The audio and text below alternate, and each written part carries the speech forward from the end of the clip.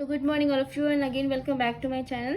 So this is the part 6, okay, lecture number 6 of our Indian history of ancient Indian history.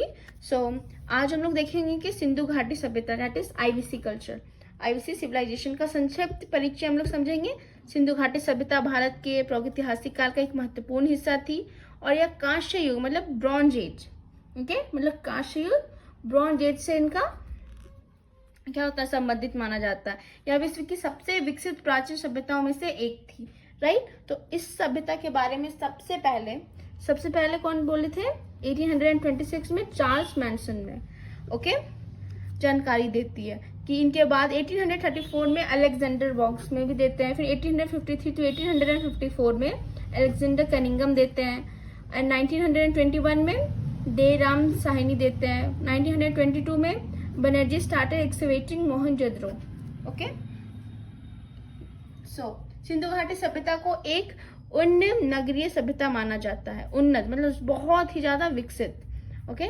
यहाँ जटिल सामाजिक व्यवस्था, प्रशासनिक संगठन से नियोजित नगर, विभिन्न प्रकार के शिल्प एवं उद्योग, आंतरिक और बाहरी व्यापार, लेखन कला तथा विकसित कृषि व्यवस्था में भी देखने को मिलती है, राइट। तो इस सभ्यता के अध्ययन में कोई प्रसिद्ध पुरातत्व का उपयोग नहीं किया गया है, कोई भी योगदान नहीं है जिसमें Alexander Cunningham, John Marshall, Martin ब्लिहर, Dayaram Sahni, R D Banerjee, S R Rao, B B Lal, J P Joshi, A K Dhavalikar और बी के थापर प्रमुख हैं, right. So remember this name.